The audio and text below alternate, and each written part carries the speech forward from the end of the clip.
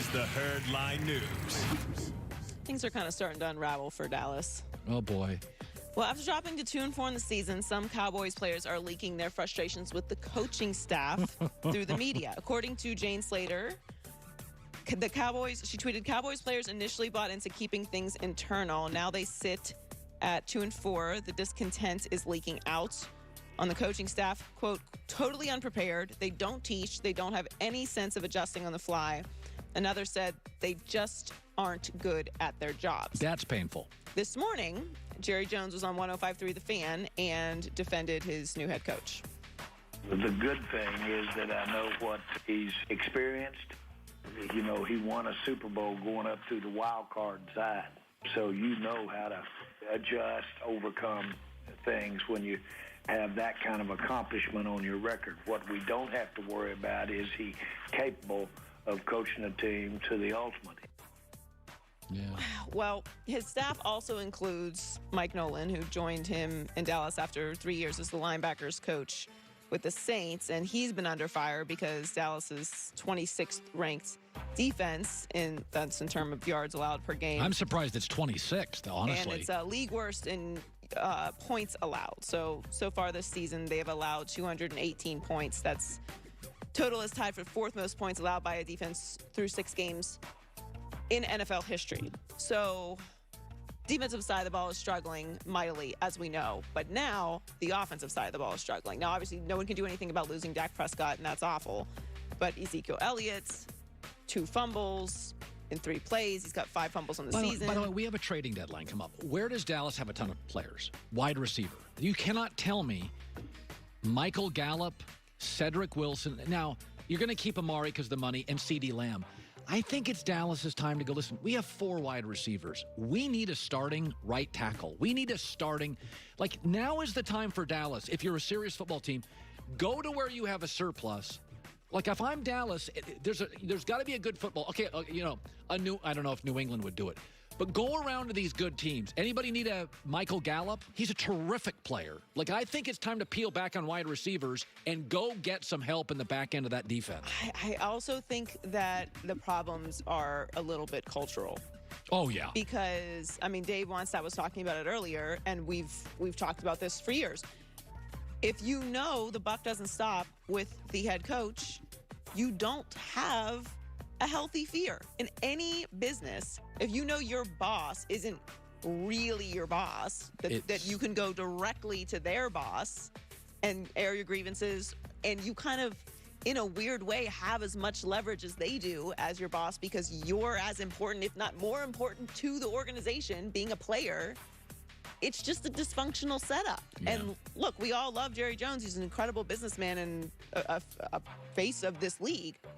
But it's not a good setup for success, and you can't argue with the results. They have not been successful. Listen, if you take out Dak's rookie year, which is a little bit of a mirage, more than a little, they're a 500 football team with 40% of their wins against the Washington football team and the Giants. That's what they are. I really thought Mike McCarthy would be able to come in and have that kind of authority, which is the word that Wannstedt used. But listen, if you're Jimmy Johnson, do you feel comfortable talking to the media like this? You feel comfortable leaking this to Jane if Jimmy Johnson is your head coach? No. Or Bill Parcells. Right. Or Bill Belichick. You could get cut. Real life, you could no longer have a job. Yeah. There's no fear of that here in this situation. It's really losing makes things that are kind of bad worse.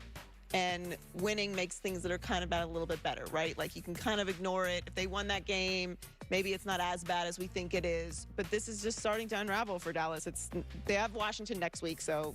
Well, that's not good. A good matchup because Washington's defensive front is good. That's not a good matchup. Yes, they are good defensively. That could go either way. It's a division game. And then they're at the Eagles, and then they have the Steelers. So these next 3 weeks could really change things for that season moving forward. So Baker Mayfield was benched or was sat because of injury, however you want to look at it, for Case Keenum. He was 10 of 19 for 119 yards, touchdown and 2 interceptions, 54.9 passer rating, and was getting sacked and chased all over the place by that Steelers defense.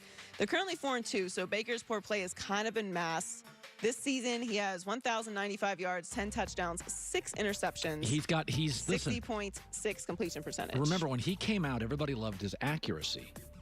And the further he's gotten away from Lincoln Riley at Oklahoma, I don't think he's that accurate. I really don't. And I thought that was his go-to thing was, this is a guy, set him up, let him throw. He is, there's no excuse with this offensive line. This is an above-average O-line. And his weapons. And his tight ends, and his backs. Like, he makes too many mistakes. There's no getting around it. If you look at his numbers year to year, his passing stats on passing over 10-plus yards, they have gone down year to year significantly. Yes. So it's a trend, and I don't know how that's changing. The next 3 games, they're at the Bengals and the Raiders. They have a bye week, and then the Texans. They're 4-2, but they're in the AFC North. So the Steelers are 5-0. They play the Titans next week. Then there's obviously the Ravens at 5-1. So yeah, the way things are trending, I don't think that they're looking like a playoff team with Baker in that situation. I mean, if they move forward with Case Keenum, maybe that's different. But then what happens at the end of the season? Like, well, they did do you beat completely bail on Baker? I think they're going to win a bunch of games going forward. So I think they're a 9-7 team. I still think they get in. They did beat the Colts, another team that'll be kind of in their 9-7 space. So that Colt win is actually huge for them, because I think one of the teams that's going to be in their sights is going to be like a Miami or a Colts team. And if you've got the W head-to-head, it helps. I don't want to overreact, But right? I did think that Colts win was a legit win. Yeah. My concern is more with Baker.